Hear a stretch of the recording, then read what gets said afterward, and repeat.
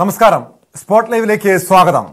ബലാത്സംഗ കേസിൽ നടൻ സിദ്ദിഖ് അന്വേഷണ സംഘത്തിന് മുന്നിൽ ഹാജരായേക്കുമെന്ന വിവരങ്ങൾ വരുന്നുണ്ട്. സുപ്രീം കോടതി ഇടക്കാല ജാമ്യം അനുവദിച്ചതിന് പിന്നാലെ കഴിഞ്ഞ ദിവസം സിദ്ദിഖ് കൊച്ചിയിൽ അഭിഭാഷകനുമായി കൂടിക്കാഴ്ച നടത്തിയിരുന്നു. അഡ്വക്കേറ്റ് ബി രാമൻപിള്ളിയുടെ എറണാകുളത്തെ ഓഫീസിലെത്തിയാണ് സിദ്ദിഖ് കൂടിക്കാഴ്ച നടത്തിയത്. സിദ്ദിഖിനെ 2 ആഴ്ചയ്ക്കുള്ളിൽ അറസ്റ്റ് ചെയ്യണോ എന്നതിൽ ഡയറക്ടർ ജനറൽ ഓഫ് പ്രോസിക്യൂഷൻസ് ഓഫീസിനോട് പോലീസ് നിയമോപദേശം തേടിയിട്ടുണ്ട്. വിശദാംശങ്ങളുമായി കൊച്ചിയിൽ നിന്ന് ആജ്ഞ രവീന്ദ്രൻ ചേരുന്നു. ആജ്ഞ, കഴിഞ്ഞ ദിവസം സുപ്രീം കോടതി ജാമ്യം അനുവദിച്ചതിന് പിന്നാലെ, ഇടക്കാല ജാമ്യം അനുവദിച്ചതിന് പിന്നാലെ ഇന്നലെ നടൻ സിദ്ദിഖ് അഡ്വക്കേറ്റ് ബി രാമൻപിള്ളയുടെ ഓഫീസിലെത്തിയിരുന്നു. മകനൊപ്പമാണ് ഇന്ന് എത്തിയത്. അതിനുശേഷം 1 മണിക്കൂറോളം കൂടിക്കാഴ്ച നടത്തുന്നു. ഈ അന്വേഷണ സംഘത്തിന് മുന്നിൽ ഹാജരാകണമോ എന്ന കാര്യമാണ് പ്രധാനമായും തേടിയത്. ഇക്കാര്യത്തിൽ അന്വേഷണ സംഘവും, അതായത് ഈ പ്രത്യേക അന്വേഷണ സംഘവും നിയമോപദേശം തേടുന്നുണ്ട്. സിദ്ദിഖിനെ ഈ 2 ആഴ്ചയ്ക്കുള്ളിൽ അറസ്റ്റ് ചെയ്യണമോ എന്ന കാര്യത്തിൽ. കാരണം 2 ആഴ്ചയ്ക്കുള്ളിൽ ഇനി കേസ് പരിഗണിക്കുമ്പോൾ ആ 2 ആഴ്ച വരെ അറസ്റ്റ് ചെയ്യരുതെന്നാണ് സുപ്രീം കോടതിയുടെ നിർദ്ദേശമുള്ളത്. അതിന് മുൻപ് സിദ്ദിഖിനെ ചോദ്യം ചെയ്യാൻ വിളിപ്പിക്കുകയും പിന്നീട് അറസ്റ്റ് ഉൾപ്പെടെയുള്ള കാര്യങ്ങളിലേക്ക് നീങ്ങുകയോ ചെയ്താൽ അത് മറ്റേതെങ്കിലും രീതിയിലുള്ള നിയമ തടസ്സങ്ങൾ ഉണ്ടാകുമോ എന്ന കാര്യമാണ് പോലീസ് പ്രധാനമായും പരിശോധിക്കുന്നത്. അതോടൊപ്പം സിദ്ദിഖിനെ സംബന്ധിച്ച് അന്വേഷണത്തോട് സഹകരിക്കുന്നുണ്ട് എന്ന് സ്ഥാപിക്കേണ്ടി വരും. പ്രത്യേകിച്ചും 2 ആഴ്ചയ്ക്ക് ശേഷം ഈ കേസ് സുപ്രീം കോടതി പരിഗണിക്കുമ്പോൾ അന്ന് താൻ അന്വേഷണത്തോട് പൂർണ്ണമായി സഹകരിച്ചു, അതുകൊണ്ട് തന്നെ അത്തരമൊരു നീക്കം സിദ്ദിഖിന്റെ ഭാഗത്തുനിന്ന് ഉണ്ടാകുമെന്ന് തന്നെ പ്രതീക്ഷിക്കാം, അല്ലേ ആജ്ഞ? പ്രത്യേകിച്ചും ഈ അന്വേഷണ സംഘത്തിന് മുന്നിൽ ഒരു നോട്ടീസ് നൽകാതെ തന്നെ സിദ്ദിഖ് ഹാജരാകാനാണോ തീരുമാനം?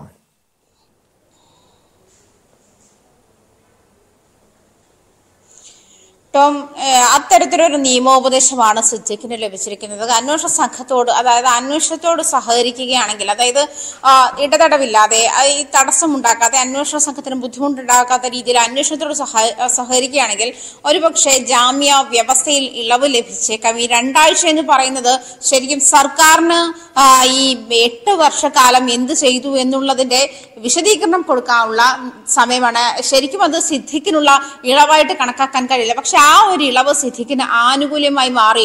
അതുവരെ ഇടക്കാല സംരക്ഷണം എന്നാണ് കോടതി ഉപയോഗിച്ച വാക്ക്. ഇടക്കാല സംരക്ഷണം നൽകുകയാണ് സിദ്ദിഖിന് ചെയ്തത്. അതായത് ഈ 2 ആഴ്ചയ്ക്കുള്ളിൽ ഈ ഒരു കൃത്യത, അതായത് അത് കൃത്യമായി കോടതിയെ ബോധിപ്പിക്കുക വേണം. അതായത് എന്തുകൊണ്ട് 8 വർഷത്തിനുള്ളിൽ നടപടിയെടുത്തില്ല, 8 വർഷം കൊണ്ട് എന്താണ് ഇതിൽ സർക്കാർ ചെയ്തത് എന്നുള്ള കാര്യം കോടതിക്ക് ബോധ്യമാകുന്ന സമയത്തിന് വേണ്ടിയിട്ടാണ് ഈ 2 ആഴ്ച നൽകിയിരിക്കുന്നത്, 14 ദിവസം നൽകിയിരിക്കുന്നതെന്നാണ് മനസ്സിലാക്കുന്നത്. അതുകൊണ്ട് തന്നെ ഇത് സിദ്ദിഖിന് നൽകിയിരിക്കുന്ന, അല്ലെങ്കിൽ സിദ്ദിഖ് ചെയ്ത, അല്ലെങ്കിൽ സിദ്ദിഖിനെ മേൽ ആരോപിക്കപ്പെട്ട ക്രിമിനൽ കുറ്റത്തിന് ഉള്ള അതിന് നടപടികൾ വളരെ കടുത്തതായി നിൽക്കുന്ന സാഹചര്യത്തിൽ ഈ മുൻകൂർ ജാമ്യ വ്യവസ്ഥയിൽ ഇളവ് വരുത്തുക, അതല്ലെങ്കിൽ മുൻകൂർ ജാമ്യത്തിൽ ഇളവ് വരുത്തുക എന്നുള്ളത് സിദ്ദിഖിന്റെ ആവശ്യമാണ്. അതുകൊണ്ട് തന്നെ നിരന്തരം നിയമോപദേശം തേടുന്ന ഒരു സാഹചര്യത്തിലേക്കാണ് സിദ്ദിഖ് കടന്നിരിക്കുന്നത് എന്നാണ് മനസ്സിലാക്കാൻ കഴിയുന്നത്.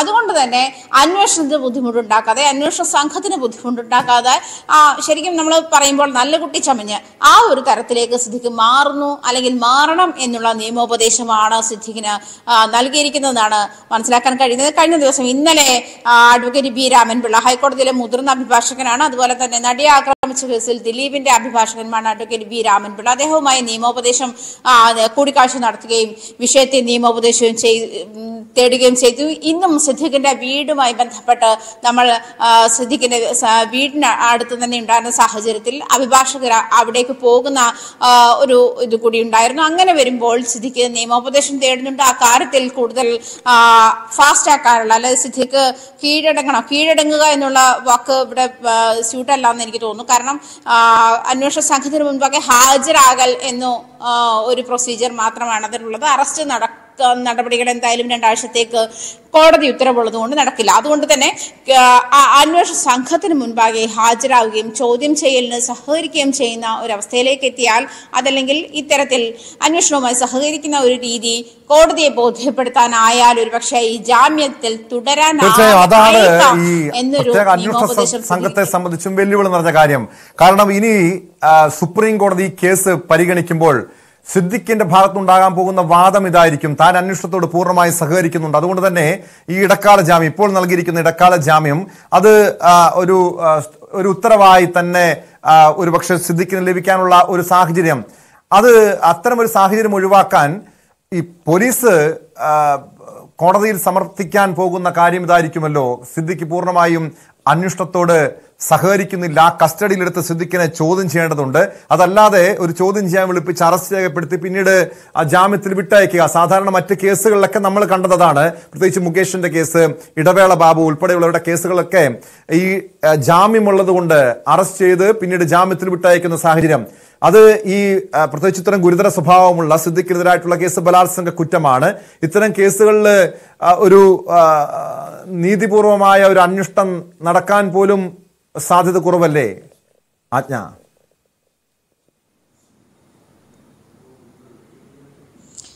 ടോം, ഇതിൽ ഒരു സാഹചര്യമുള്ളത് കാരണം ഹേമ കമ്മിറ്റി റിപ്പോർട്ടുമായി ബന്ധപ്പെട്ടുള്ള പരാതികൾ, അതല്ലെങ്കിൽ ഹേമ കമ്മിറ്റി റിപ്പോർട്ടുമായി ബന്ധപ്പെട്ട് രേഖപ്പെടുത്തിയിരിക്കുന്ന മൊഴികൾ, ഇതടക്കമുള്ള കാര്യങ്ങൾ അഡീഷണൽ സോളിസിറ്റർ ജനറൽ ഐശ്വര്യ ഭാട്ടിയയ്ക്ക് സുപ്രീം കോടതിയെ ബോധ്യപ്പെടുത്തുന്നത് കേരളത്തിൽ നിന്നുള്ള കേരളത്തിന്റെ അതായത് സംസ്ഥാന സർക്കാരിന്റെ അഭിഭാഷക ഐശ്വര്യ ഭാട്ടിയാണ്. അവർക്ക് കേന്ദ്ര സുപ്രീം കോടതിയെ ബോധ്യപ്പെടുത്തേണ്ട സാഹചര്യമുണ്ട്. അതുപോലെ മാത്രമല്ല ഈ അതിജീവിതയുടെ അഭിഭാഷക വൃന്ദ ഗ്രോവറും ഇതുമായി ബന്ധപ്പെട്ട് നേരത്തെ പെൺകുട്ടി പരാതി നൽകിയെന്ന സാഹചര്യം വ്യക്തമാക്കിയിരുന്നു. അതുമായി ബന്ധപ്പെട്ട് നടപടികൾ കൈക്കൊണ്ടില്ല എന്നൊരു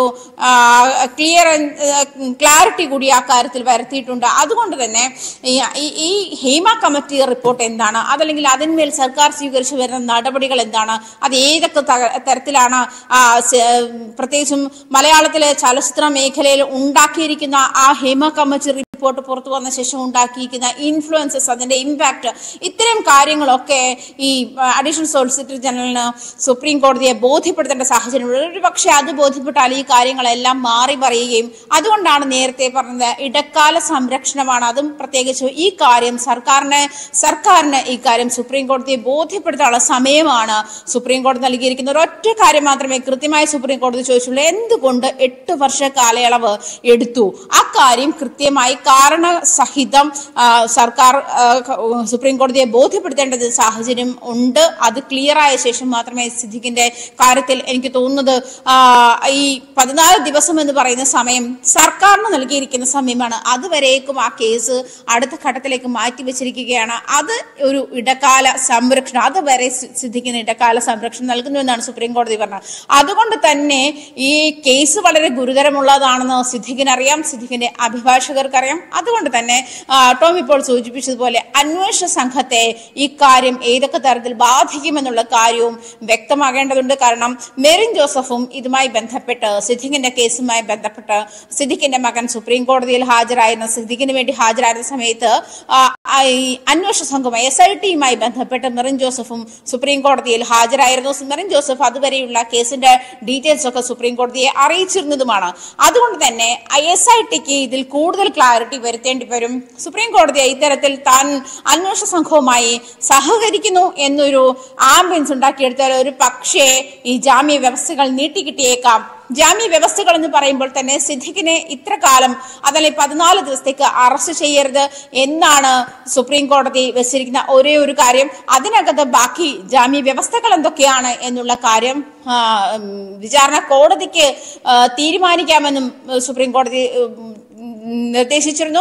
പക്ഷെ ജാമ്യ വ്യവസ്ഥകളൊക്കെ തീരുമാനിക്കേണ്ട വിചാരണ കോടതിയാണെങ്കിൽ പോലും ഈ സുപ്രീം കോടതി സൂചിപ്പിച്ച അത് പ്രത്യേകിച്ചും ഹൈക്കോടതി അതത്ര കാര്യമല്ല എന്ന് തള്ളിക്കളഞ്ഞത്. 8 വർഷ കാലതാമസം ഉണ്ടായത് മാനിക്കേണ്ട കാര്യമല്ല ഹൈക്കോടതി തള്ളിക്കളയുമ്പോഴും അതിനെ അനലൈസ് ചെയ്തിട്ട് എന്തുകൊണ്ട് ഇത്തരം കേസുകളിൽ ഇങ്ങനത്തെ കാലതാമസം ഉണ്ടാക്കുന്നു എന്ന് ചോദിച്ച ചോദ്യം ബാലൻസായി നിൽക്കുന്നിടത്തോളം കാലം ഒരു പക്ഷേ സിദ്ദിഖിന് അത് ഇളവായും അത് രക്ഷപ്പെടാനുള്ള മറയായും ഉപയോഗപ്പെട്ടേക്കാം. ആ ഒരു നിയമോപദേശമാണ്. അന്വേഷണ സംഘത്തെ സംബന്ധിച്ച് ഈ വരുന്ന 12 ദിവസങ്ങൾ നിർണായകമാണ്. കാരണം സുപ്രീം കോടതിയുടെ ഈ 2 ആഴ്ച സുപ്രീം കോടതി സിദ്ദിഖിന്റെ അറസ്റ്റ് തടഞ്ഞ സാഹചര്യത്തിൽ ഇനി എന്ത് തീരുമാനമായിരിക്കും, എന്ത് നടപടികളായിരിക്കും അന്വേഷണ സംഘം സ്വീകരിക്കാൻ പോകുന്നത് എന്നൊരു ചോദ്യം ബാക്കിയാണ്. അതോടൊപ്പം ആജ്ഞ മറ്റ് കേസുകൾ ഏകദേശം സിനിമാ മേഖലയിലെ ലൈംഗിക പീഡന പരാതിയുമായി ബന്ധപ്പെട്ട് ഏകദേശം 29 കേസുകൾ ഈ പ്രത്യേക അന്വേഷണ സംഘത്തിന്റെ പരിധിയിലുണ്ട്. ഈ കേസുകളിൽ അതിൽ ആലുവ സ്വദേശിനിയായ നടി നൽകിയ പരാതിയിൽ മാത്രം 9 പേർക്കെതിരെ കേസെടുത്തിരിക്കുന്നു. അതിൽ മുകേഷിന്റെ അറസ്റ്റ് രേഖപ്പെടുത്തി ജാമ്യത്തിൽ വിട്ടയച്ചു, ഇടവേള ബാബുവിനെ ജാമ്യത്തിൽ വിട്ടയച്ചു, കഴിഞ്ഞ ദിവസം അഡ്വക്കേറ്റ് VS ചന്ദ്രശേഖരനെ ചോദ്യം ചെയ്ത് വിട്ടയച്ചിരുന്നു. മറ്റ് കേസുകളിലൊക്കെ സിനിമാ മേഖലയിലെ ലൈംഗിക പീഡന കേസുകളുമായി ബന്ധപ്പെട്ട് മറ്റ് പരാതികളിലൊക്കെ എന്ത് നടപടിയാണ് ഈ പ്രത്യേക അന്വേഷണ സംഘം ഇതുവരെയും സ്വീകരിച്ചിരിക്കുന്നത്?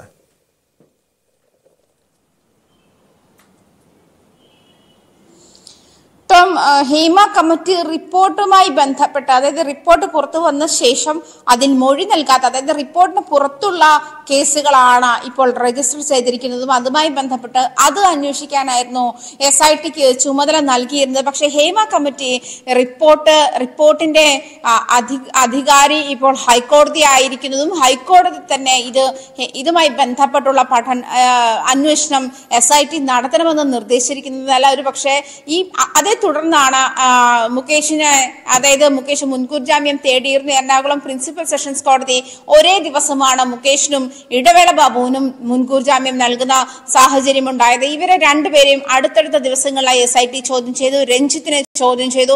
ഈ കേസുകളിലൊക്കെ നീക്കുപോക്കുണ്ടാകുന്ന, അതായത് തുടരെ ഇത് ഫോളോ ചെയ്യുന്ന ഒരു രീതി SITയുടെ ഭാഗത്തുനിന്നും പ്രത്യേകിച്ചും ഹൈക്കോടതി ഉത്തരവാദിത്വം ഏൽപ്പിച്ച ശേഷം ഉണ്ടായതാണ് കാണുന്നത്. എന്തായാലും ഹേമ കമ്മിറ്റി റിപ്പോർട്ടിൽ മൊഴി നൽകിയതുമായി ബന്ധപ്പെട്ടുള്ള ഒരേ ഒരു കേസ് കഴിഞ്ഞ ദിവസം പരിഗണിച്ചിട്ടുള്ളൂ.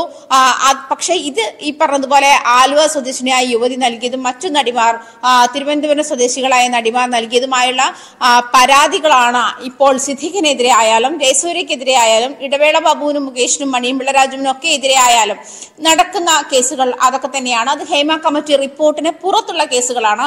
അതാണ് SIT ഇപ്പോൾ അത് പ്രത്യേകിച്ചും ഹേമ കമ്മിറ്റി റിപ്പോർട്ടുമായി ബന്ധപ്പെട്ട മൊഴി നൽകിയവരെ, അതല്ലെങ്കിൽ മൊഴിയുടെ അടിസ്ഥാനത്തിൽ പ്രതിസ്ഥാനത്ത് നിൽക്കുന്നവരുമായി ബന്ധപ്പെട്ട കേസുകൾ അന്വേഷിക്കാനും ഹൈക്കോടതി ഇതുമായി ബന്ധപ്പെട്ട എന്ത് നടപടി സ്വീകരിക്കാൻ SITക്ക് കഴിയുമെന്നുള്ള കാര്യം അറിയിക്കണമെന്ന് SIT അറിയിച്ചതിന് ശേഷമാണ് ഈ കാര്യത്തിൽ ഒരു ത്വരിതമായ ഒരു ദ്രുതഗതിയിലുള്ള ഒരു നീക്കുപോക്ക് SITയുടെ ഭാഗത്തു നിന്നും ഉണ്ടായത് എന്നാണ് മനസ്സിലാക്കാൻ കഴിയുന്നത്. എന്തായാലും അങ്ങനെ തന്നെയാണ് സിദ്ദിഖിന്റെ കാര്യത്തിലും മുകേഷിന്റെ കാര്യത്തിലും അതല്ലെങ്കിൽ ഇടവേള ബാബുവിന്റെ കാര്യത്തിലും ഈ രണ്ടുപേരെയും, അതായത് ഇടവേള ബാബുവിനെയും മുകേഷിനെയും മുൻകൂർ ജാമ്യത്തിന്റെ ബലത്തിൽ ചോദ്യം ചെയ്ത് അറസ്റ്റ് രേഖപ്പെടുത്തി വിട്ടു. പക്ഷെ സിദ്ദിഖിന്റെ കാര്യത്തിൽ അറസ്റ്റ് എന്തായാലും 2 ആഴ്ചത്തേക്ക് പ്രതീക്ഷിക്കേണ്ട. കാരണം 14-ാം തീയതി വരെയാണ് ഇതുമായി ബന്ധപ്പെട്ട് കോടതി അടുത്ത വ്യാഴാഴ്ച 14-ാം തീയതി വരെയാണ് ഇതുമായി ബന്ധപ്പെട്ട് ജാമ്യം നീട്ടിക്കൊടുത്തിരിക്കുന്നതെന്നാണ് മനസ്സിലാക്കാൻ കഴിയുന്നത്. ഈ 2 ആഴ്ച കാലാവധി 14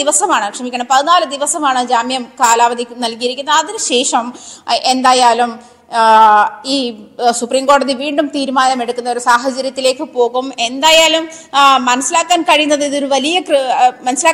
അത് വലിയ ക്രിമിനൽ കുറ്റമാണ് സിദ്ദിഖിനെ മേൽ ചുമത്തപ്പെട്ടിട്ടുള്ളത്.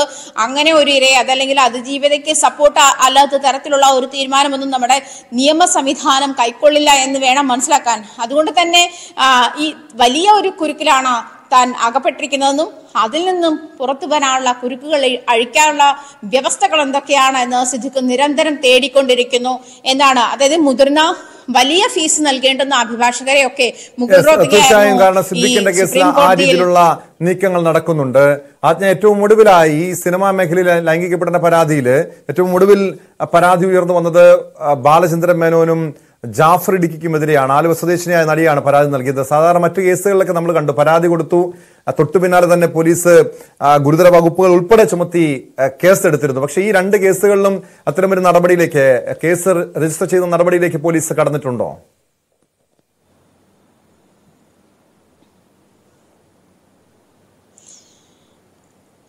ബാലചന്ദ്ര മേനോനെതിരെയുള്ള പരാതിയിൽ, അതായത് താനൊരു ഇത്തരത്തിൽ അത് ഭീഷണിപ്പെടുത്തിയിരുന്നു, ബാലചന്ദ്ര മേനോനെ നടി ഭീഷണിപ്പെടുത്തിയിരുന്നു ഒരു അഭിമുഖത്തിൽ. അതിനുശേഷം തുടർന്ന് ഒരു അഭിമുഖത്തിൽ ഇവര് ബാലചന്ദ്ര മേനോനുമായി ബന്ധപ്പെട്ടുള്ള പരാതി അല്ലെങ്കിൽ ആരോപണം ഉന്നയിക്കുകയും അതിന് തുടർന്ന് ഈ ബാലചന്ദ്ര മേനോൻ അത് സംപ്രേഷണം ചെയ്ത യൂട്യൂബർക്കെതിരെ പരാതി നൽകുകയും അയാൾക്കെതിരെ നടപടിയെടുക്കുകയും ചെയ്ത സാഹചര്യമാണ് ഉണ്ടായത്. പക്ഷേ നടി പരാതി നൽകിയിട്ടുണ്ട്, ബാലചന്ദ്ര മേനോനെതിരെ കഴിഞ്ഞ ദിവസം പരാതി നൽകിയിട്ടുണ്ട്. ഈ കാര്യങ്ങളൊക്കെ ചൂണ്ടിക്കാട്ടി, അതായത് ഈ ദേ ഇങ്ങോട്ട് നോക്കി എന്ന സിനിമയുടെ സെറ്റിൽ വെച്ചിട്ടാണ് ഈ സംഭവം ഉണ്ടായിരിക്കുന്നത്. ജയസൂര്യക്കെതിരെയും നടി പരാതി ഉന്നയിച്ചത് ആ സെറ്റിൽ വെച്ച് തന്നെ ഉണ്ടായ സംഭവമായിട്ടാണ് തന്നെയാണ് പരാതിയിൽ ഉന്നയിച്ചിരിക്കുന്നത്. ദേ ഇങ്ങോട്ട് നോക്കി എന്ന സിനിമയുടെ പരാതി സെറ്റിലേക്ക് തന്നെ വിളിച്ചു വരുത്തുന്നു. താൻ ദുബായിൽ ആ സമയത്ത് ജോലി ചെയ്യുകയായിരുന്നു. ആ സമയത്ത് വിളിച്ചു വരുത്തുകയും ഇവിടെ തന്നോട് കഥ പറയാനെന്നുള്ള രീതിയിൽ ഹോട്ടൽ മുറിയിലേക്ക് വിളിക്കുകയും ചെയ്തു. അവിടെ വെച്ച് മറ്റൊരു സ്ത്രീയെ വിവസ്ത്രയാക്കുന്നത് കണ്ടുകൊണ്ടാണ് താൻ ചെല്ലുന്നത് എന്നുള്ളതും, പിന്നീട് 3-4 ആളുകൾ ഇരിക്കുമ്പോൾ തന്നെ മുറിയിലേക്ക് വിളിച്ചിട്ട് അടുത്ത ദിവസം ഇത്തരത്തിൽ ലൈംഗിക ബന്ധത്തിന് നിർബന്ധിച്ചു, ലൈംഗിക അതിക്രമ ശ്രമം ഉണ്ടായി, അതിക്രമത്തിന് ശ്രമിച്ചു എന്നാണ് നടി പരാതി നൽകിയിരിക്കുന്നത്. ഇതേ കാര്യം മറ്റൊരു അഭിമുഖത്തിൽ ഇവർ പറഞ്ഞതായും അത് തന്നെ അപഹാസ്യപ്പെടുത്തുന്ന സമൂഹത്തിന് മുൻപിൽ തന്നെ സോഷ്യൽ മീഡിയകളിലൂടെയൊക്കെ അപഹാസിക്കുന്ന തരത്തിലേക്ക് മാറി. അതുകൊണ്ട് യൂട്യൂബർക്കെതിരെയും നടിക്കെതിരെയും കേസ് എടുക്കണമെന്ന് ആവശ്യപ്പെട്ടിട്ടായിരുന്നു ബാലചന്ദ്ര മേനോൻ കേസ് രജിസ്റ്റർ ചെയ്തിരിക്കുന്നത്. അത് DGPക്കാണ് പരാതി നൽകിയത്. സിറ്റി പോലീസ് കമ്മീഷണർക്കും പരാതി നൽകിയിട്ടുണ്ട്. ആ പരാതിയിന്മേലുള്ള നടപടികൾ മാത്രമേ മുന്നോട്ട് ഇതുവരെ പോയിട്ടുള്ളൂ. ബാലചന്ദ്ര മേനോനെതിരെ SIT നടപടികളൊന്നും കൈക്കൊണ്ടിട്ടില്ല എന്ന് വേണം മനസ്സിലാക്കാൻ. അതുമായി ബന്ധപ്പെട്ടുള്ള FIR ഉൾപ്പെടെയുള്ള കാര്യങ്ങൾ അതിന്റെ നടപടിക്രമങ്ങൾ നടക്കുന്നതേ ഉള്ളൂ. അതേസമയം ജാഫർ ഇടുക്കിക്കെതിരെ തന്നെ ഗൾഫ് ഷോയ്ക്ക് കൊണ്ടുപോകാമെന്ന് പറഞ്ഞിട്ട് ഇത്തരത്തിൽ സ്പോൺസറുടെ മുറിയിലേക്ക് പറഞ്ഞു വിട്ടു എന്ന പരാതിയുമാണ് ഉന്നയിച്ചിരിക്കുന്നത്. അക്കാര്യത്തിലും നടി പരാതി ഉന്നയിച്ചതല്ലാതെ നടപടിക്രമങ്ങളിലേക്ക് പോലീസ് കടന്നിട്ടില്ല എന്ന് വേണം മനസ്സിലാക്കാൻ.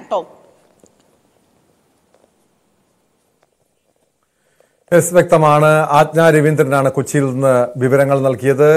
ബലാത്സംഗ കേസിൽ സുപ്രീം കോടതി ജാമ്യം അനുവദിച്ചതിന് പിന്നാലെ നടൻ സിദ്ദിഖ് അന്വേഷണ സംഘത്തിന് മുന്നിൽ ഹാജരാകാനുള്ള നീക്കങ്ങൾ തുടങ്ങിയിട്ടുണ്ട്. എന്നാൽ പ്രത്യേക അന്വേഷണ സംഘം ഈ വിഷയത്തിൽ, ഈ കേസിൽ എന്ത് നടപടി സ്വീകരിക്കും എന്നുള്ളതാണ് ഉയർന്നു വരുന്ന ചോദ്യം. കാരണം 2 ആഴ്ച സിദ്ദിഖിനെ സംബന്ധിച്ച് സിദ്ദിഖിനെ അറസ്റ്റ് ചെയ്യരുത് എന്ന് സുപ്രീം കോടതിയുടെ നിർദ്ദേശമുണ്ട്. അതിനു മുൻപ് സിദ്ദിഖിനെ അന്വേഷണ സംഘം ചോദ്യം ചെയ്യുമോ, അറസ്റ്റ് രേഖപ്പെടുത്തുമോ തുടങ്ങിയ കാര്യങ്ങളിൽ പോലീസും നിയമോപദേശം തേടിയിരിക്കുകയാണ്.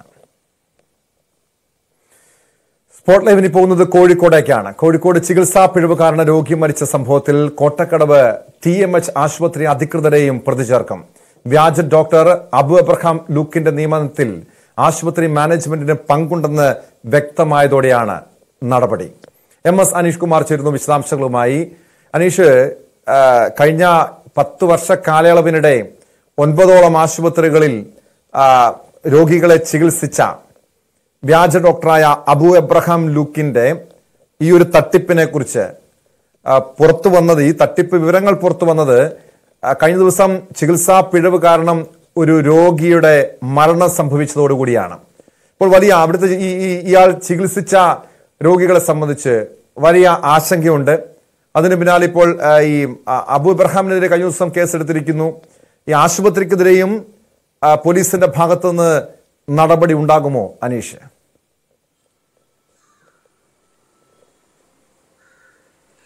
തീർച്ചയായും ഇതിന്റെ ഒരു ധാർമ്മികമായ ഉത്തരവാദിത്തം ഈ ആശുപത്രി അധികൃതർക്കുണ്ട്, TMH ആശുപത്രി അധികൃതർക്കുണ്ട് എന്ന് തന്നെയാണ് പോലീസ് വിലയിരുത്തുന്നത്. കാരണം ഇന്നലെ ആശുപത്രിയുടെ മാനേജർ നമ്മളുമായി സംസാരിച്ചപ്പോൾ തന്നെ പറഞ്ഞിരുന്നു തങ്ങൾക്ക് ഇക്കാര്യത്തിൽ പിഴവ് പറ്റിയെന്ന്. ഈ വ്യാജ ഡോക്ടറായി വന്ന അബുവിന്റെ സർട്ടിഫിക്കറ്റ് പരിശോധന അടക്കമുള്ള കാര്യങ്ങൾ തങ്ങൾ ചെയ്തിരുന്നില്ല എന്ന് അവർ പരസ്യമായി തന്നെ സമ്മതിച്ചതാണ്. ഒപ്പം മറ്റൊരു ഡോക്ടറുടെ പേരിലുള്ള രജിസ്ട്രേഷൻ നമ്പറാണ് ഇവർക്ക് നൽകുകയും ചെയ്ത് ഈ നമ്പറിൽ ഉള്ള ആൾ ആരാണ് എന്ന് കൃത്യമായൊരു പരിശോധനയും ആശുപത്രിയുടെ ഭാഗത്തുനിന്നും നടത്തിയില്ല. എന്തായാലും പോലീസ് ഇന്നലെ ആശുപത്രിയിലെത്തി പരിശോധനകൾ നടത്തുകയും ആശുപത്രിയിലെ ഇത്തരത്തിലെ ഈ വ്യാജ ഡോക്ടറുടെ നിയമനവുമായി ബന്ധപ്പെട്ടും ഇയാൾക്ക് ശമ്പളം കൊടുക്കുന്നതുമായി ബന്ധപ്പെട്ടൊക്കെയുള്ള രേഖകൾ പിടിച്ചെടുത്തിട്ടുണ്ട്. ഈ രേഖകളിൽ നിന്ന് തന്നെ പ്രഥമ ദൃഷ്ട്യാ ആശുപത്രിക്ക് കനത്ത വീഴ്ച പറ്റിയതായി പോലീസ് വിലയിരുത്തുന്നുമുണ്ട്. അതുകൊണ്ട് തന്നെയാണ് ഈ ആശുപത്രി അധികൃതരെയും ഈ കേസിൽ പ്രതി ചേർക്കാൻ തീരുമാനിച്ചിരിക്കുന്നത്. ആശുപത്രി അധികൃതർ തന്നെ പറയുന്ന കാര്യങ്ങളനുസരിച്ച് ഇതൊരു ഇതൊരു പതിവ് ശീലമാണ്. കാരണം ഈ ഓരോ മെഡിക്കൽ കോളേജുകളിലും മറ്റുമൊക്കെ വിദ്യാർത്ഥികളായിരിക്കുന്ന ആളുകളെ ഈ നൈറ്റ് ഡ്യൂട്ടിക്ക് മറ്റുമൊക്കെ ആശുപത്രികളിൽ നിയോഗിക്കുന്നത് പതിവാണ്. കാരണം ഈ നൈറ്റ് ഡ്യൂട്ടിക്കൊക്കെ ഡോക്ടർമാരെ കിട്ടാൻ വലിയ ബുദ്ധിമുട്ടാണ്.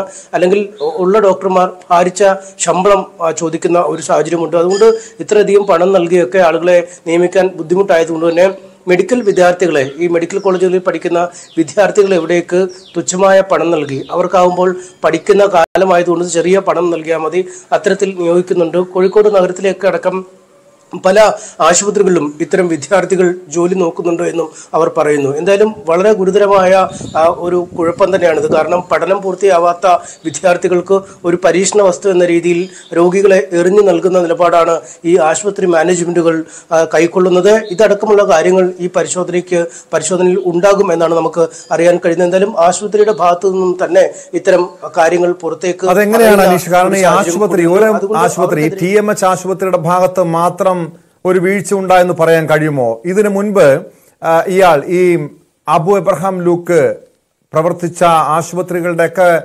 വീഴ്ചകൾ പരിശോധിക്കേണ്ടതല്ലേ? യഥാർത്ഥത്തിൽ ഈ അബു എന്ന യുവാവ് നമ്മുടെ ഈ ആരോഗ്യ മേഖലയെ പൂർണ്ണമായും കബളിപ്പിക്കുകയായിരുന്നു എന്നല്ലേ മനസ്സിലാക്കേണ്ടത്? അയാളുടെ തട്ടിപ്പിനെ കുറിച്ച് കൂടി ഒന്ന്, എങ്ങനെയാണ് ഈ തട്ടിപ്പ് നടത്തിയത്, അതുകൂടി ഒന്ന് അറിയണം.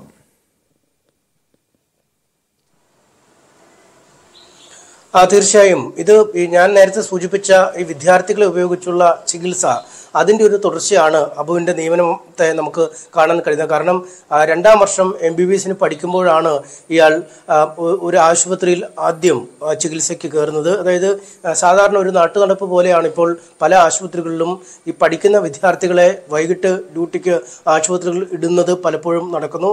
ഇത്തരത്തിൽ ഈ അബു കുറച്ചുനാൾ ജോലി ചെയ്ത് കഴിഞ്ഞപ്പോൾ തന്നെ ഏതാണ്ട് ഒരു പരിചയസമ്പന്നതയിലേക്ക് അബു എത്തുകയാണ്. കാരണം പ്രാഥമികമായി നൽകേണ്ട ചികിത്സകളെക്കുറിച്ചൊക്കെ ചെറിയ ധാരണ ഉണ്ടാവാം. ഒപ്പം മറ്റ് കൂടെയുള്ള ഡോക്ടർമാരിൽ നിന്നൊക്കെ ചില വിവരങ്ങളൊക്കെ ലഭിച്ച് അങ്ങനെ മുന്നോട്ട് പോവുകയാണ്. അതായത് 2ാം വർഷത്തിൽ പരീക്ഷകൾ തോറ്റു തുടങ്ങിയെങ്കിലും ആ 2ാം വർഷത്തിൽ ഒരുപാട് പേപ്പറുകൾ എഴുതിയെടുക്കാനുമുണ്ട്. പക്ഷെ അടുത്ത വർഷങ്ങളിൽ ആ പഠനം നടത്തിയില്ല, അല്ലെങ്കിൽ കോഴ്സ് കംപ്ലീറ്റ് ചെയ്തില്ല എന്നാണ് മനസ്സിലാക്കാൻ കഴിയുന്നത്. പക്ഷേ ആശുപത്രിയിൽ ഒരു ജോലി നോക്കുന്നു, വിദ്യാർത്ഥിയായിരിക്കുമ്പോൾ തന്നെ ജോലി നോക്കുന്നു, മറ്റുള്ള ഡോക്ടർമാരുമായി ഇടപഴകുന്നു.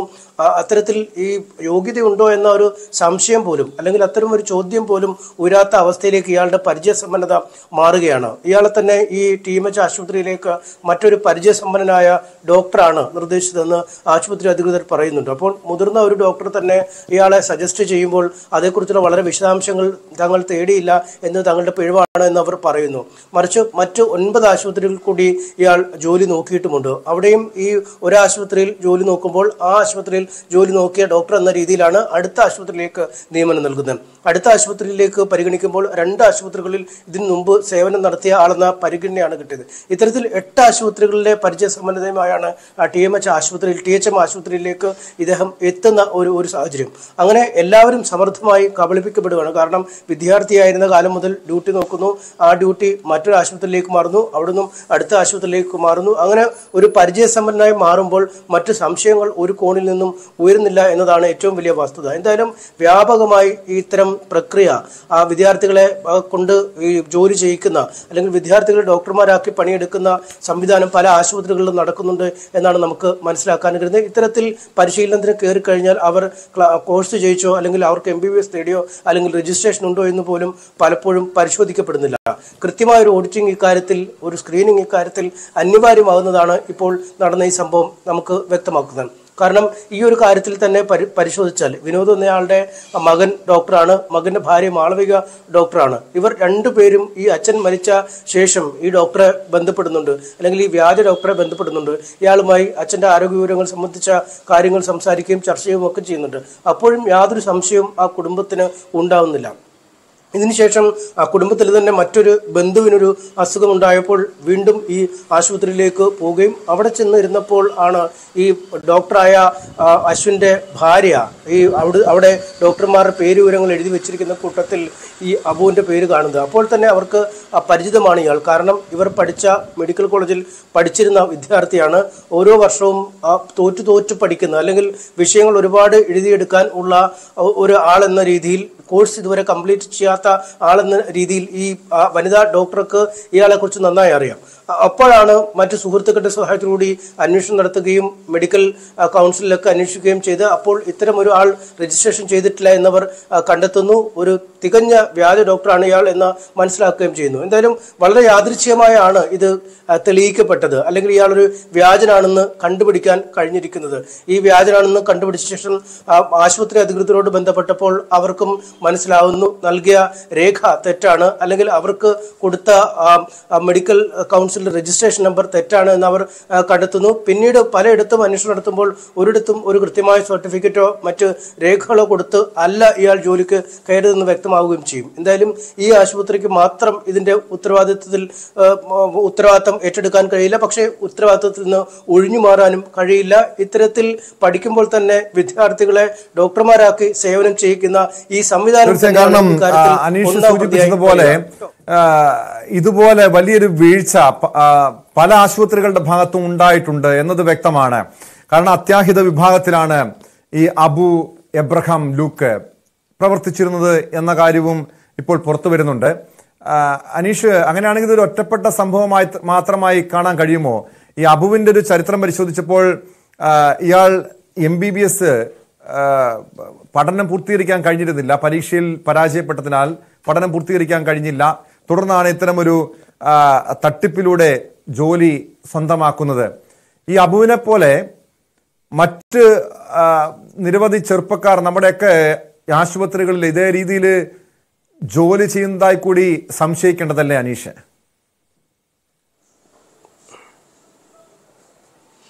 തീർച്ചയായും ഈ ഡോക്ടർമാരുടെ സംഘടനകൾ തന്നെ നടത്തിയ ഒരു പരിശോധനയിൽ, അല്ലെങ്കിൽ ഇതുമായി ബന്ധപ്പെട്ട് നടത്തിയ ക്വാക്ക് എന്ന പേരുള്ള മുറി വൈദ്യൻ എന്ന പേര് വരുന്ന, അല്ലെങ്കിൽ വ്യാജ ഡോക്ടർ എന്നൊക്കെ പേരുന്ന ക്വാക്ക് എന്ന പേരിൽ ഒരു ആപ്പ് രൂപീകരിച്ചിട്ടുണ്ടായിരുന്നു. ഈ ആപ്പിൽ ലഭിച്ച വിവരങ്ങൾ അനുസരിച്ച് തന്നെ കേരളത്തിൽ ഏതാണ്ട് 400-500ഓളം വ്യാജ ഡോക്ടർമാർ പലയിടങ്ങളിലായി സേവനം അനുഷ്ഠിക്കുന്നുണ്ട്, അല്ലെങ്കിൽ ജോലി ചെയ്യുന്നുണ്ട് എന്നവർ മനസ്സിലാക്കിയിരുന്നു. ഇവരിൽ പലരും ഈ ഒന്നെങ്കിൽ പൂർണ്ണമായും ഈ യോഗ്യത നേടാത്തവർ, അല്ലെങ്കിൽ MBBSന്റെ കോഴ്സ് കഴിയാതെ തന്നെ അതിനു മുമ്പ് തന്നെ ജോലിയിൽ പ്രവേശിക്കുന്ന ആളുകൾ, അതുമുതൽ +2 പാസ്സാവാത്ത ആളുകൾ പോലും ഇത്തരം ജോലി ചെയ്തിട്ടുണ്ട് എന്നാണ് പറയുന്നത്. ഇപ്പോൾ നമ്മൾ ഈ അബുവിന്റെ കാര്യം പരിശോധിച്ചാൽ പോലും അയാൾ MBBS പാസ്സായിട്ടുള്ള ആളല്ല, MBBSന്റെ പൂർണ്ണമായ കോഴ്സ് പഠിച്ച ആളുമല്ല. അങ്ങനെ നോക്കിയാൽ അയാളുടെ അടിസ്ഥാന യോഗ്യത +2 ആണ് എന്ന് നമുക്ക് മനസ്സിലാക്കാൻ കഴിയും. അങ്ങനെ കേവലം +2 പഠിച്ച ഒരാളാണ് ഇത്രയധികം രോഗികളെ ശുശ്രൂഷിക്കുന്നത്. ഒരുപാട് രോഗികൾ ഇയാൾക്ക് വേണ്ടി കാത്തു തന്നെ ഈ ആശുപത്രിയിലേക്ക് വരുന്ന ഒരു സാഹചര്യവും ഉണ്ടാവും. എന്തായാലും ഇത് സംബന്ധിച്ച വളരെ വിശദമായ പഠനങ്ങൾ ഇതുമായി ബന്ധപ്പെട്ട സംഘടനകൾ നടത്തിയിട്ടുണ്ട്. സംസ്ഥാന വ്യാപകമായി തന്നെ ഇവർ അന്വേഷണം നടത്തുകയും ആരോഗ്യ വകുപ്പിനെ കാര്യം അറിയിക്കുകയും ചെയ്തു. പലയിടത്തും പ്രാദേശികമായ SIമാരെ ഒക്കെ ഇക്കാര്യം വിളിച്ച് അറിയിച്ചിട്ടുമുണ്ട്. പക്ഷേ അത്തരം ഘട്ടത്തിൽ പോലീസിന്റെ ഭാഗത്തുനിന്നും വീഴ്ചയുണ്ടാകുന്നു. കാരണം ഇങ്ങനെ ഒരു പരാതി, ഈ ഇന്ന സ്ഥലത്തെ ഇന്ന ആശുപത്രിയിൽ ഒരു വ്യാജ ഡോക്ടർ ചികിത്സ നടത്തുന്നുവെന്ന് വിവരമുണ്ട് എന്ന് പോലീസ് സ്റ്റേഷനിൽ പറഞ്ഞാൽ പോലീസുകാർ പലപ്പോഴും ചെയ്യുന്നത് ഇങ്ങനെ ആ ആശുപത്രിയിലേക്ക് തന്നെ വിളിച്ചു വയ്ക്കും. ഇന്ന പേരിൽ ഒരു ഡോക്ടർ നിങ്ങളുടെ ആശുപത്രിയിലുണ്ടോ, അയാൾ വ്യാജ ഡോക്ടറാണെന്ന് സംശയം തോന്നുന്നല്ലോ എന്നൊക്കെ പറയുമ്പോൾ അപ്പോൾ തന്നെ പരിശോധിച്ച ശേഷം ആശുപത്രി അധികൃതർ പറയുന്നത് ഇങ്ങനെ ഒരു ഡോക്ടർ ഇവിടെ ഇല്ല എന്നാവും.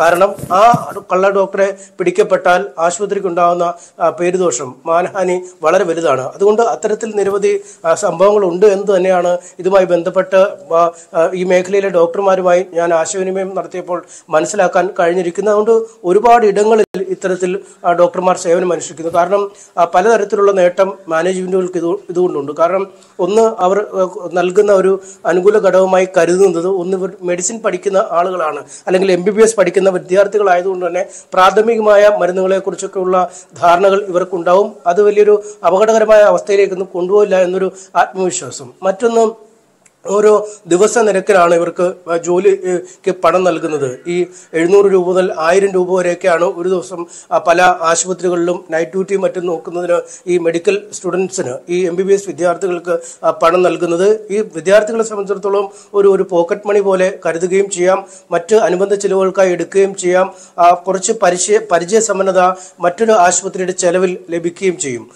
അതേസമയം ഈ സ്ഥാനത്തേക്ക് ഈ ഹൗസ് സർജൻസിയൊക്കെ കഴിഞ്ഞ ഒരു സാധാരണ ഡോക്ടറായി രജിസ്റ്റർ ചെയ്ത ഒരാളെ നീക്കണമെങ്കിൽ വലിയ ശമ്പളം കൊടുക്കേണ്ട ഒരു സാഹചര്യം വരും.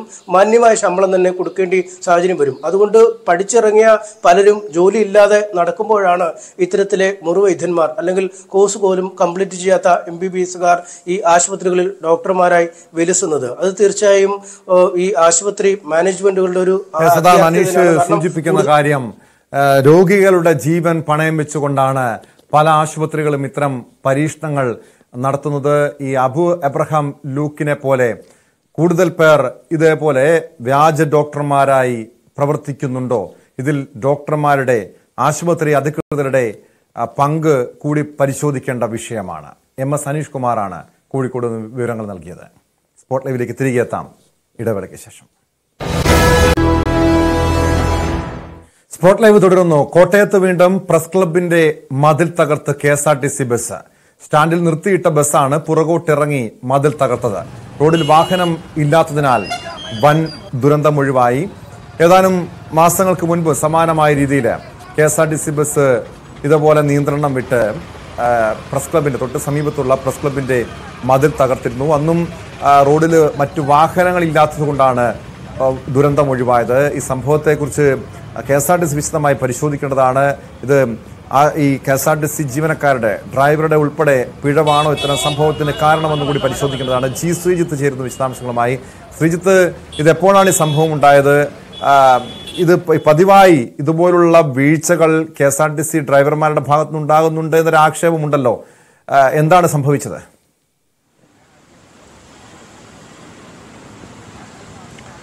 ടോം, ഇത് ഏതാണ്ട് ഒരു 2 മാസത്തിനിടെ രണ്ടാമത്തെ സംഭവം എന്ന് തന്നെ പറയേണ്ടി വരും. ഈ 2 തവണയും ആശ്വാസകരമായിട്ടുള്ളത് ആർക്കും ഇതിലൊരു അപകടത്തിൽ ആർക്കും പരിക്ക് പറ്റിയിട്ടില്ല. പക്ഷേ തുടർച്ചയായി മതിൽ തകരുന്ന സ്ഥിതിവിശേഷമാണുള്ളത്.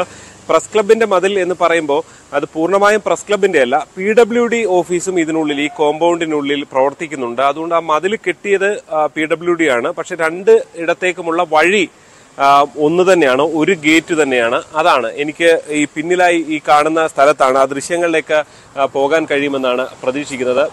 പ്രസ് ക്ലബ് കെട്ടിടമാണ് ഈ കാണുന്നത്. അവിടെ നിന്ന് തൊട്ടടുത്തുള്ള ഈ മതിലാണ് തകർത്ത് ബസ് എത്തിയത്. ഈ മതിൽ തകർന്നു കിടക്കുന്ന കാഴ്ച നമുക്ക് കാണാൻ സാധിക്കും. ഏതാണ്ട് 11:45 ഈ സംഭവം ഉണ്ടാകുന്നത്. ഇതാണ് KSRTC സ്റ്റാൻഡ്. ഈ KSRTC സ്റ്റാൻഡിൽ നിന്ന് ബസ് ഉരുണ്ട് വരികയായിരുന്നു. നമുക്ക് ഈ ദൃശ്യങ്ങളിൽ കാണാം. ഈ കുടയൊക്കെയുള്ള ഭാഗത്താണ് ബസ്, സാധാരണ ചില ബസ്സുകൾ പാർക്കിങ്ങിന് ഇടുന്നത്. അവിടെ ഒരു ചെറിയ ഇറക്കം കൂടിയാണ്. ഈ ഇറക്കത്തിന്റെ അവിടെ സാധാരണ ബ്രേക്ക് ഇട്ട് അവിടെ നിർത്തുകയാണ് ചെയ്യുന്നത്. ഈ ബ്രേക്ക് ജാമായി കിടക്കുന്നു. അങ്ങനെ ബ്രേക്കിന്റെ ചില തകരാറാണ് സംഭവിച്ചത് എന്നുള്ളതാണ് ഈ KSRTC ഉദ്യോഗസ്ഥർ പറയുന്നത്. അത് ഇറങ്ങിയ ശേഷം അതിന് അടവെക്കാനായി ഇറങ്ങിയപ്പോൾ ഈ ബസ് ഉരുണ്ട് പോരുകയായിരുന്നു എന്നാണ് ആ ഡ്രൈവർ പറഞ്ഞത്. ഈ റോഡാണ് ഉള്ളത്.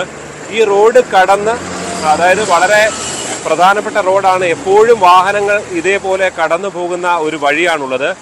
പക്ഷേ ഈ വഴി കടന്നുകൊണ്ട് ബസ് പിന്നിലേക്ക് ഉരുണ്ട് വരികയാണ് ചെയ്തത്. നമുക്കിപ്പോഴും ചില ബസ്സുകൾ ഇതിന് കുറച്ച് അപ്പുറത്ത് അങ്ങനെ പാർക്ക് ചെയ്തിരിക്കുന്നത് കാണാൻ സാധിക്കും. അതാണ് അവിടെ നേരത്തെ ഒരു അപകടമുണ്ടായപ്പോൾ അവിടെ പാർക്കിംഗ് പാടില്ല എന്നൊക്കെ പറഞ്ഞതാണ്. പക്ഷെ വീണ്ടും പാർക്കിംഗ് ഉണ്ടാകുന്നു എന്നുള്ളതാണ് നമുക്ക് എടുത്ത് പറയാൻ സാധിക്കുന്നത്.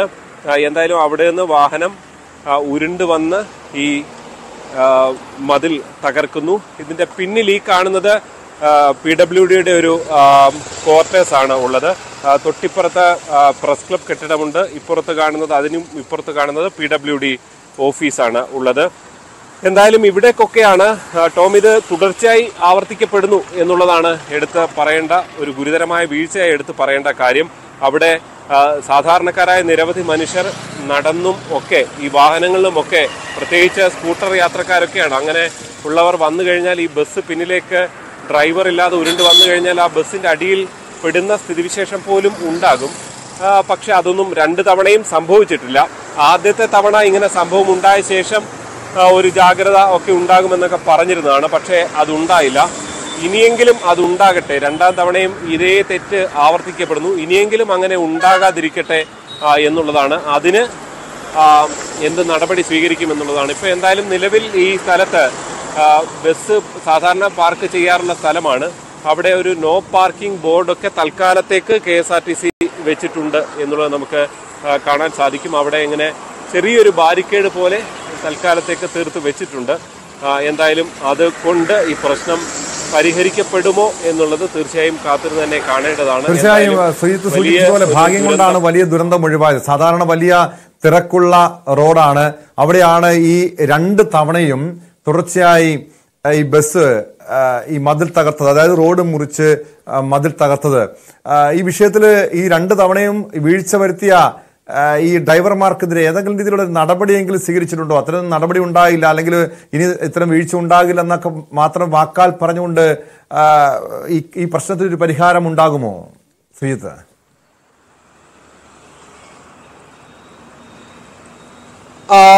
ആദ്യ ഘട്ടത്തിൽ അന്വേഷണം നടത്തും, പരിശോധിക്കുമെന്നൊക്കെ KSRTC പറഞ്ഞിരുന്നതാണ്. പക്ഷെ ആരെയുംക്കെതിരെയും അങ്ങനെ ഒരു നടപടി കാര്യങ്ങളിലേക്കൊന്നും പോയതായിട്ടുള്ള വിവരങ്ങൾ ആ ഘട്ടത്തിൽ പിന്നീട് വന്നിരുന്നില്ല. ഒരു പരിധിവരെ ഇത് നോക്കുമ്പോൾ ചെറിയൊരു മതിൽ തകർത്ത ഒരു അപകടമാണ്. ആദ്യത്തെ ഘട്ടത്തിലും ആർക്കും പരിക്കൊന്നും പറ്റാത്ത നിലയിൽ ഇത് രക്ഷപ്പെട്ടു എന്ന് തന്നെ പറയാം. അതുകൊണ്ടായിരിക്കാം ഒരുപക്ഷെ കാര്യമായൊരു നടപടിയും ഉണ്ടാകാത്തത്.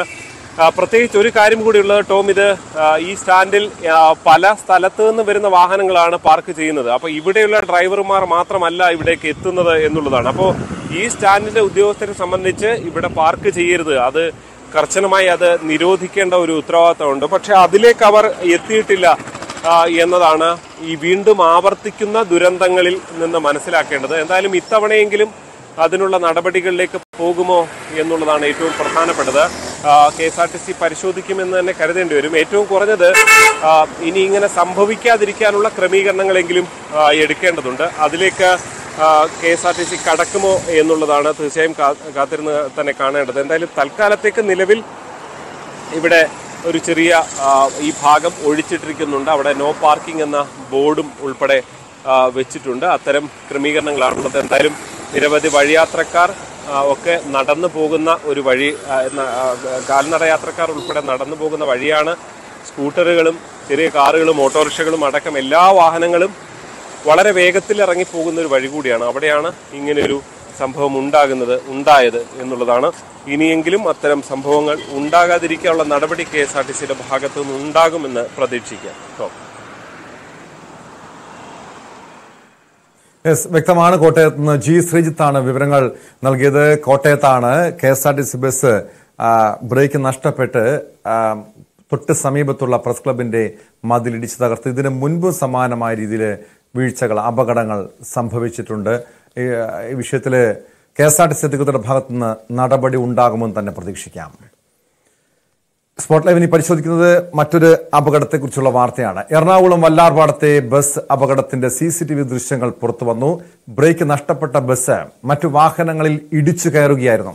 ബ്രേക്ക് നഷ്ടമായെന്ന് ഡ്രൈവർ വിളിച്ചു പറയുന്നത് കേൾക്കാം. തിങ്കളാഴ്ച ഉണ്ടായ അപകടത്തിൽ 20 പേർക്കാണ് പരിക്കേറ്റത്.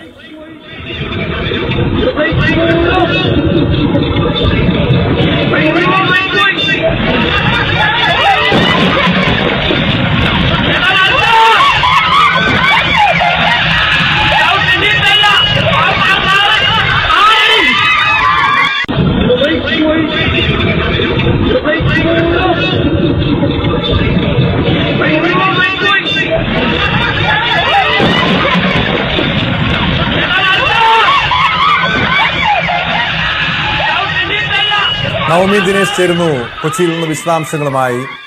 നവമി, ആ ദൃശ്യങ്ങൾ കണ്ടാൽ തന്നെ ഭയം തോന്നും. ആ സമയം ആ വാഹനത്തിലുണ്ടായിരുന്ന, ബസ്സിലുണ്ടായിരുന്ന യാത്രക്കാരുടെ ഒരു മാനസികാവസ്ഥയെക്കുറിച്ചൊന്ന് ചിന്തിക്കായിരുന്നു. കാരണം അവിടെ ആളുകളുടെ നിലവിളി ശബ്ദം കേൾക്കാം. ഒരു ആംബുലൻസിൽ ഇടിക്കുന്നുണ്ട്, കണ്ടെയ്നർ ഇടിക്കുന്നുണ്ട്, ഒരു ഓട്ടോറിക്ഷയിൽ ഇടിക്കുന്നുണ്ട്. ഇതൊരു വലിയ ദുരന്തം തന്നെയാണ് ഒഴിവായെന്നാണ് മനസ്സിലാക്കുന്നത്. എന്താണ് സംഭവിച്ചത് നവമി? നമുക്ക് ഈ ദൃശ്യങ്ങൾ കാണുമ്പോൾ തന്നെ മനസ്സിലാകും, അത്രയേറെ ഭയപ്പാട് വരുത്തുന്ന ഒരു ദൃശ്യമാണ്. ആ ബസ്സിലിരിക്കുന്ന ഡ്രൈവറും ഒപ്പം മറ്റ് യാത്രികരും നിലവിളിക്കുന്നത് നമുക്ക് ഇതിൽ നിന്ന് കൃത്യമായി ആ CCTV ദൃശ്യങ്ങളിൽ നിന്ന് കേൾക്കാൻ കഴിയും. ഇപ്പോൾ ഈ പുറത്തു വന്നിരിക്കുന്ന ദൃശ്യങ്ങൾ ആ ബസ്സിൽ നിന്നുള്ള ദൃശ്യങ്ങൾ തന്നെയാണ്. കഴിഞ്ഞ തിങ്കളാഴ്ചയായിരുന്നു സംഭവം. കൃത്യമായി പറഞ്ഞാൽ വല്ലാർപാടം കണ്ടെയ്നർ റോഡിൽ, അതായത് ഗോശ്രീ പാലം ഇറങ്ങി വരികയായിരുന്നു ഈ ബസ്.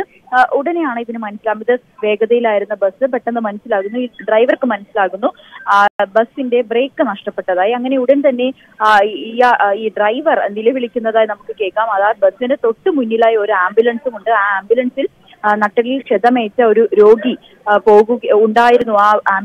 ആ ആംബുലൻസിനെയും ഇടിച്ചു തെറിപ്പിച്ചു. ഒപ്പം തൊട്ടു മുന്നിലുണ്ടായിരുന്ന ഇരുചക്ര വാഹനം, അതിലൊരു യുവാവും യുവതിയും ഉണ്ട്, അവരെയും ഇടിച്ചു തെറിപ്പിച്ചാണ് ബസ് മുന്നോട്ട് നീങ്ങിയത്. ഒപ്പം തന്നെ നമുക്ക് ആ ഓട്ടോറിക്ഷ, ഫ്രണ്ടിൽ പോകുന്ന ഓട്ടോറിക്ഷ കാണുമ്പോൾ അറിയാം, തലനാരിഴയ്ക്കാണ് ആ ഓട്ടോറിക്ഷ ഡ്രൈവറും അതിലെ യാത്രക്കാരും രക്ഷപ്പെട്ടത്. അവർ വളരെ സമയോചിതമായി ആ ഓട്ടോ മാറ്റിയത് കൊണ്ട് മാത്രമാണ് ആ ബസ് 20ഓളം പേർക്ക് പരിക്കേറ്റെന്ന് പറഞ്ഞല്ലോ. ഈ ബസ് യാത്രക്കാർക്കാണോ പരിക്കേറ്റത്, അതോ ഈ ആംബുലൻസിൽ, ഓട്ടോറിക്ഷയില്, സ്കൂട്ടറിലൊക്കെ യാത്ര ചെയ്തവർക്കാണോ, അതായത് മറ്റു വാഹനങ്ങളിൽ സഞ്ചരിച്ചവർക്കാണോ പരിക്കേറ്റത്? ഈ ബസ്സിലുണ്ടായിരുന്നവരും ഒപ്പം ഈ ആംബുലൻസിലും ഈ ഇരുചക്ര വാഹനങ്ങളിലും ഇതിലുണ്ടായിരുന്നവർ ഉൾപ്പെടെയാണ് 20 പേർക്ക് പരിക്കേറ്റത്. അതിൽ ഈ ഡ്രൈവറെ ഫ്രണ്ടിൽ, അതായത് ഈ കണ്ടെയ്നറിലേക്ക് ഇടിച്ചു കയറിയ ബസ് പിന്നീട് വെട്ടിപ്പൊളിച്ചാണ് ഈ ഡ്രൈവറെ പുറത്തെത്തിച്ചത്. എന്തായാലും ഈ 20 പേർക്കും സാരമായിട്ടുള്ള പരിക്കുകളേ ഉള്ളൂ, ഗുരുതരമായിട്ടുള്ള പരിക്കുകളില്ല എന്നുള്ളത് വലിയ ആശ്വാസകരമാണ്. ഇവരെ ആ സമയത്ത് തന്നെ ആ സമീപ പ്രദേശത്തുണ്ടായിരുന്നവരും ഒപ്പം മറ്റു വാഹനങ്ങളിൽ വന്നവരും ചേർന്നാണ് കൊച്ചിയിലെ വിവിധ ആശുപത്രികളിൽ എത്തിച്ചത്. അവരിപ്പോൾ ചികിത്സ കഴിഞ്ഞ് പലരും ഹോസ്പിറ്റൽ വിട്ടിട്ടുണ്ട്. അങ്ങനെ വലിയൊരു അപകടം നമുക്ക് ആ ദൃശ്യങ്ങൾ കാണുമ്പോൾ മനസ്സിലാകും. അത് നമ്മൾ പ്രതീക്ഷിക്കുന്ന അത്രയ്ക്കൊരു അപകടമൊന്നും ആളുകൾക്ക് ഉണ്ടാകാഞ്ഞത് വലിയൊരു ആശ്വാസകരമായിട്ടുള്ള കാര്യം കൂടിയാണ്. എന്തായാലും കണ്ടെയ്നർ ലോറിയിൽ ഇടിച്ചു നിന്നത് കൊണ്ട് മാത്രമാണ് ആ ബസ്സിലെ യാത്രക്കാർക്ക് നിസ്സാര പരിക്കുകളോടെ രക്ഷപ്പെടാൻ കഴിഞ്ഞത്.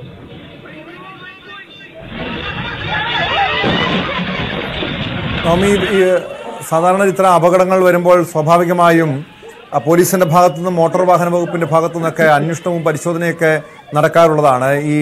ഈ വാഹനത്തിന്റെ, ഈ ബസ്സിന്റെ അപകടം ഉണ്ടാക്കിയ ബസ്സിന് ഫിറ്റ്നസ് ഉണ്ടായിരുന്നോ? ഈ മോട്ടോർ വാഹന വകുപ്പിന്റെ ഭാഗത്ത് എന്തെങ്കിലും നടപടി ഉണ്ടായിട്ടുണ്ടോ? ടോം, ഇത് തിങ്കളാഴ്ചയായിരുന്നു സംഭവം നടന്നത്. ആ സമയത്ത് തന്നെ പോലീസും മോട്ടോർ വാഹന ഡിപ്പാർട്ട്മെന്റും ഉദ്യോഗസ്ഥരും അവിടെ എത്തി പരിശോധനകൾ നടത്തി. ബസ്സിന് ഫിറ്റ്നസ് ഉണ്ടെന്ന് തന്നെയാണ് മോട്ടോർ വാഹന വകുപ്പ് ഉദ്യോഗസ്ഥർ പറയുന്നത്. പക്ഷെ എന്തുകൊണ്ടാണ് ഈ ബ്രേക്ക് പെട്ടെന്ന് പോയത്, എന്തുകൊണ്ടാണെന്നുള്ളൊരു അന്വേഷണം അത് നടക്കുകയാണ്. അതായത് ആ ബസ് സർവീസ് നടത്തുന്ന ബസ്സാണ്. പെട്ടെന്നാണ് ഇങ്ങനെ ബ്രേക്ക് നഷ്ടമായ വിവരം ഡ്രൈവർ അറിയുന്നത്. അത് എങ്ങനെയാണ് സംഭവിച്ചതെന്ന ഒരു പരിശോധനയും നടത്തുന്നുണ്ട് MVD.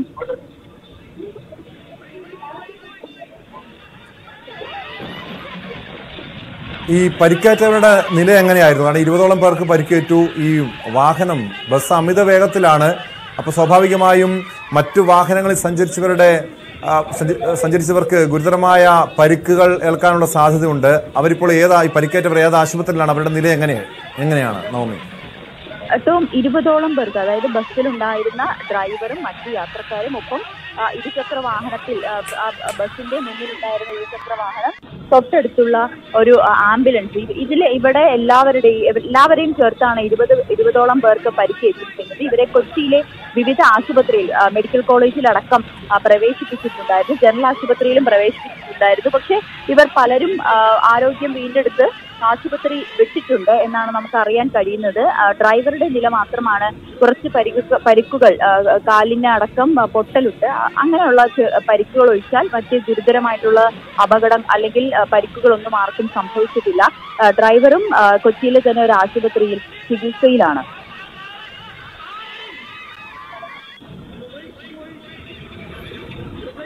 വ്യക്തമാണ്. നവമി ദിനേശാണ് വിവരങ്ങൾ നൽകിയത്. കഴിഞ്ഞ ദിവസമാണ് എറണാകുളത്ത് ഈ ഒരു വാഹന അപകടമുണ്ടായത്. ബ്രേക്ക് നഷ്ടപ്പെട്ട് നിയന്ത്രണം വിട്ട ബസ് നിരവധി വാഹനങ്ങളിൽ, ആംബുലൻസ് ഉൾപ്പെടെ നിരവധി വാഹനങ്ങൾ ഇടിക്കുകയായിരുന്നു. 20ഓളം പേർക്ക് പരിക്കേൽക്കുകയും ചെയ്തുവെന്നാണ് ലഭ്യമാകുന്ന വിവരം. സ്പോട്ട് ലൈവിലേക്ക് തിരികെ എത്താം ഇടവേളയ്ക്ക് ശേഷം.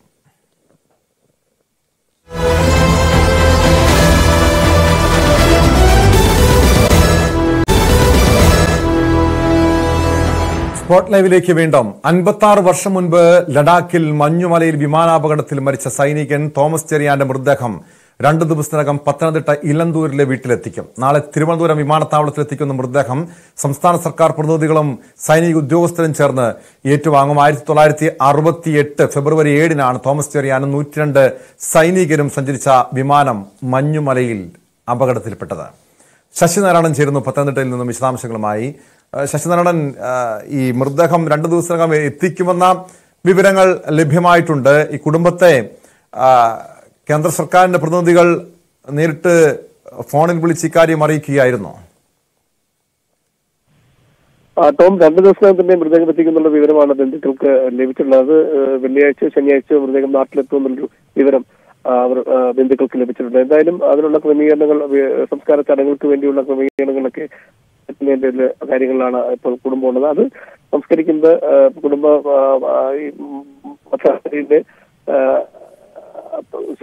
തോമസ് ചെറിയാന്റെ അച്ഛനും അമ്മയും അടക്കം ചെയ്തിട്ടുള്ള പള്ളിയിൽ തന്നെയാണ് സംസ്കാര ചടങ്ങുകൾ നടക്കുക. അതിനുള്ള ക്രമീകരണങ്ങളായിരിക്കും ഉണ്ടാക്കുക. എന്തായാലും ഒരു വലിയ പ്രതീക്ഷയോടുകൂടിയാണ് ഈ കുടുംബം നിൽക്കുന്നത്. കാരണം 56 വർഷങ്ങൾക്ക് ശേഷമാണ് തോമസ് ചെറിയാന്റെ മൃതദേഹാവശിഷ്ടങ്ങൾ ലഭിക്കുന്നത്.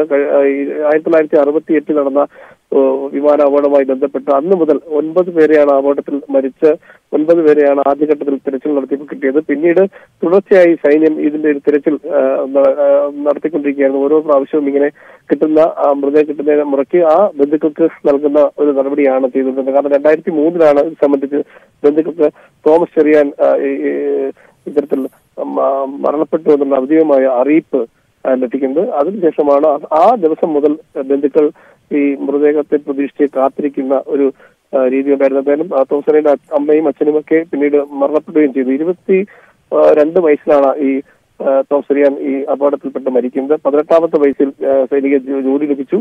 അതിനുശേഷം പരിശീലനം പൂർത്തിയാക്കിയ ശേഷം ആദ്യ നിയമനം ലഭിച്ചതിന് ശേഷം ഡ്യൂട്ടിക്ക് പോകുന്ന സ്ഥലത്തേക്ക് ഉള്ള യാത്രയിലാണ് ഈ തോമസ് ചെറിയാനും 102 പേരും ഈ ലഡാക്കിലെ ഈ മഞ്ഞുമലയിൽ പ്ലെയിൻ തകർന്ന് വിമാനം തകർന്ന് മരണമടയുന്നത്. അത്തരത്തിൽ അന്ന് മുതൽ തന്നെ ഈ മൃതദേഹം കണ്ടെടുക്കാനുള്ള ശ്രമം വീട്ടുകാർ ബന്ധുക്കൾ ആവശ്യപ്പെടുകയും കരസേന അതിനുള്ള നടപടികൾ ആരംഭിക്കുകയും ചെയ്തു. പക്ഷേ അവിടുത്തെ പ്രദേശത്തിന്റെ ഭൂമിശാസ്ത്രപരമായുള്ള കാരണങ്ങൾ കൊണ്ട് തന്നെ ഈ മൃതദേഹ അവശിഷ്ടങ്ങൾ അതുപോലെ വിമാനത്തിന്റെ അവശിഷ്ടം കണ്ടെത്തുന്നതിനൊക്കെ സൈനികർക്ക് വളരെ ബുദ്ധിമുട്ടേണ്ടി വരും. അങ്ങനെ ഘട്ടം ഘട്ടമായി ഇങ്ങനെ ഓരോ കിട്ടുന്ന ബോഡികൾ ഇങ്ങനെ കിട്ടുന്നതനുസരിച്ച് മൃതദേഹത്തിനനുസരിച്ചാണ് ബന്ധുക്കൾക്ക് ഈ സൈനികരുടെ മൃതദേഹങ്ങൾ കരസേന അധികൃതർ കൈമാറുന്നത്. എന്തായാലും ഇപ്രാവശ്യം നടത്തിയ തിരച്ചിൽ 4 പേരെയാണ് കിട്ടിയത്. 4 പേരിൽ ഒരാളാണ് തോമസ് ചെറിയാൻ. അതുകൊണ്ട് തന്നെ ആ വിവരം കഴിഞ്ഞ ദിവസമാണ് സൈനിക മേധാവി. തീർച്ചയായും ഒരു അത്ഭുതപ്പെടുത്തുന്ന കാര്യമാണ്. കാരണം കുടുംബത്തെ സംബന്ധിച്ച് 56 വർഷം എന്നൊക്കെ പറയുമ്പോൾ ഒരുപക്ഷെ അത് ഒരു എല്ലാ പ്രതീക്ഷയും നശിച്ച കാലയളവാണ്.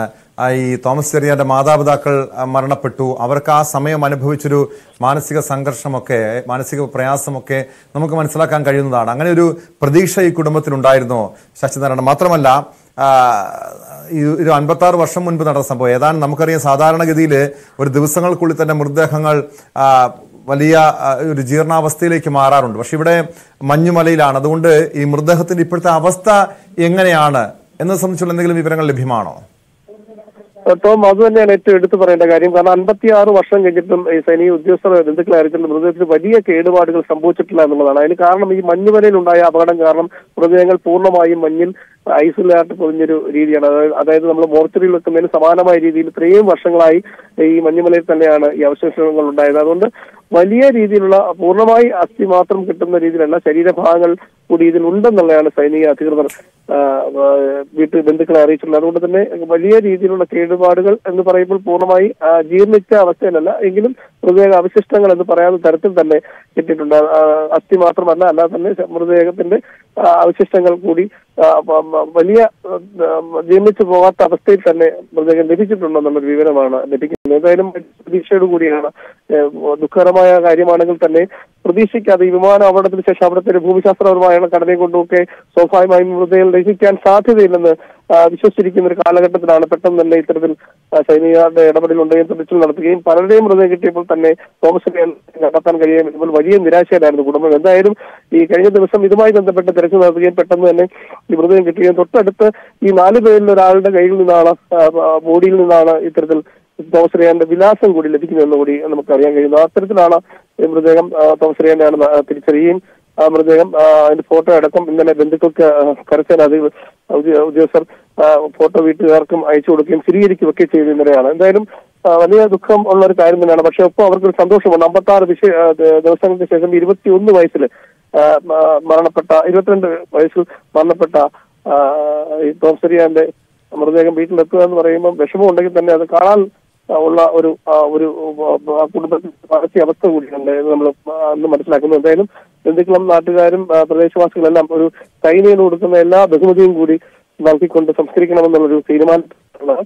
അച്ഛനും തോമസ് ചെറിയാന്റെ സഹോദരൻ 3 പേരാണ് ഇപ്പോൾ ജീവിച്ചിട്ടുള്ളത്. 5 പേരാണ് ഇവരുള്ളത്. 2 പേർ തോമസ് ചെറിയാനും ഒപ്പം സഹോദരനും നേരത്തെ മരണപ്പെട്ടുപോയി. ബാക്കി 3 പേര് ഇപ്പോൾ നിലവിലുണ്ട്. അവരുടെ ബന്ധുക്കളാണ് നാട്ടിലുള്ളത്. വിവാഹം കഴിച്ചില്ലാത്തവർ തന്നെ അമ്മയും അച്ഛനും മാത്രമാണ് ഉണ്ടായിരുന്നത്. അതുകൊണ്ട് കരസേനയിൽ നിന്നുള്ള ഫാമിലി പെൻഷൻ സഹായം മാത്രമാണ് മാതാവ് ലഭിച്ചിരുന്നത്. അത് അമ്മ മരണപ്പെട്ടതോടുകൂടി നിലയ്ക്കുകയും ചെയ്തു. അത്ര സാമ്പത്തിക സഹായം മറ്റും അക്കാലത്ത് ഉണ്ടായിരുന്നില്ലെന്നാണ് നമ്മൾ ഇന്നലെ വിളിച്ച് അന്വേഷിക്കുമ്പോൾ ബന്ധുക്കളിൽ നിന്ന് നമുക്ക് ലഭിക്കുന്ന വിവരം. എന്തായാലും മൃതദേഹം വീട്ടിൽ കൊണ്ടതിന് ശേഷം കുടുംബ തോമസ് ചെറിയാന്റെ പിതാവും മാതാവും സംസ്കരിച്ച കല്ലറയിൽ തന്നെ സംസ്കരിക്കുന്ന തീരുമാനത്തിലാണ് ബന്ധുക്കളുള്ളത്. മൃതദേഹം ചണ്ഡീഗഡിൽ നിന്ന് വെച്ചിക്കുന്ന മുറയ്ക്ക് തിരുവനന്തപുരത്തും അത് ഔദ്യോഗിക ബഹുമതിയോട് വ്യക്തമാണ്. ശശിനാരായണനാണ് വിവരങ്ങൾ നൽകിയത്. ധീരജവാന് അന്ത്യയാത്ര നൽകാൻ ഒരുങ്ങുകയാണ്. പത്തനംതിട്ട ഇലന്തൂർ എന്ന ഗ്രാമം. 56 വർഷം മുൻപാണ് തോമസ് ചെറിയാൻ എന്ന സൈനികൻ വിമാനാപകടത്തിൽ മരണപ്പെട്ടത്. തിരുവനന്തപുരം കാട്ടാക്കടയിലെ അക്രമ സംഭവങ്ങളിലെ പ്രതികൾ പിടിയിൽ. കാട്ടാക്കടയിൽ വ്യാപാരിയെ മർദ്ദിച്ച കേസിലും സുലൈമാൻ എന്നയാളെ മർദ്ദിച്ച കേസിലുമാണ് പ്രതികൾ പിടിയിലായത്. വ്യാപാരിയായ ഷിബുവിനെ മർദ്ദിച്ച് പണം കവർന്ന ഗിരീഷൻ എന്നയാളെ തമിഴ്നാട്ടിൽ നിന്നാണ് കാട്ടാക്കട പോലീസ് പിടികൂടിയത്. 8 മാസങ്ങൾക്ക് മുൻപ് കാട്ടാക്കട ഗുരുമന്ദിരത്തിന് സമീപം സുലൈമാൻ എന്നയാളെ തടഞ്ഞു നിർത്തി മർദ്ദിച്ച കേസിൽ അൻവർ കാട്ടാക്കട പോലീസിന്റെ പിടിയിലായിട്ടുണ്ട്. അരുൺ മോഹൻ ചേരുന്നു വിശദാംശങ്ങളുമായി. അരുൺ, 2 അക്രമ കേസുകളും ഉണ്ടായത് ഏതാനും മാസങ്ങൾക്ക് മുൻപാണ്. ഈ 2 കേസുകളിലും പ്രതികൾ എവിടെയാണ് ഒളിവിൽ കഴിഞ്ഞിരുന്നത്? ഈ സൂചിപ്പിച്ചതുപോലെ കഴിഞ്ഞ മാസങ്ങളിലായിരുന്നു ഈ 2 സംഭവങ്ങളും അരങ്ങേറിയത്. ഈ പറയുന്ന പ്രതികൾക്ക് വേണ്ടി വ്യാപകമായ ഒരു തിരച്ചിൽ നടത്തുകയായിരുന്നു. ഈ സൂചിപ്പിച്ചതുപോലെ കാട്ടാക്കട സ്വദേശിയായ ഷിബു എന്ന വ്യാപാരി കടയടച്ചു പോകുന്ന സമയത്തായിരുന്നു ഈ പറയുന്ന 3 അംഗ സംഘം ഇയാളുടെ പണം അപഹരിക്കുകയും മർദ്ദിക്കുകയൊക്കെ ചെയ്തത്. വളരെ കോളിനൊക്കെ സൃഷ്ടിച്ച് വ്യാപാരികൾ പ്രതിഷേധവുമായി രംഗത്തെത്തിയ ഒരു സംഭവമായിരുന്നു നമുക്കറിയാം. നമ്മളത് റിപ്പോർട്ട് ചെയ്തിരുന്നതായിരുന്നു. ഇതേ തുടർന്നായിരുന്നു പോലീസ് കഴിഞ്ഞ ദിവസം ഇതിലെ പ്രതികളിലെ ഒരാളായ സുലൈമാനെ തമിഴ്നാട്ടിലെ ഒളിവ് സംഘത്തിൽ നിന്ന് പിടികൂടും. ഇയാൾ നിരവധി ക്രിമിനൽ കേസിലും മറ്റ് അടിപിടി കേസുകളിലും ഒക്കെ പ്രതിയെന്നാണ് നമുക്ക് മനസ്സിലാക്കാൻ കഴിഞ്ഞത്. എന്തായാലും ഇയാളെയായിരുന്നു പോലീസ് ഇപ്പോൾ അറസ്റ്റ് ചെയ്തിട്ടുള്ളത്. പോലീസ് പറയുന്നതനുസരിച്ച് മറ്റുള്ളവരെ കുറിച്ചും വളരെ സൂചനകൾ കിട്ടിയിട്ടുണ്ട്. ഏറ്റവും അടുത്ത ദിവസം തന്നെ ഇവരെയും പിടികൂടും എന്നാണ് നമുക്ക് കാട്ടാക്കട പോലീസ് പറയുന്നത്. അതേപോലെ മറ്റൊരു വിഷയം സൂചിപ്പിക്കാനുള്ളത് കാട്ടാക്കട ഗുരുമന്ദിരത്തിന് സമീപത്ത് വെച്ചായിരുന്നു ഈ പറയുന്ന സുലൈമാൻ എന്നൊരു കാൽനട യാത്രക്കാരെ തടഞ്ഞു നിർത്തി അദ്ദേഹത്തിൽ അതും പണം കവരാൻ നടത്തിയ ശ്രമമായിരുന്നു എന്നാണ് നമുക്ക് മനസ്സിലാക്കാൻ കഴിയുന്നത്.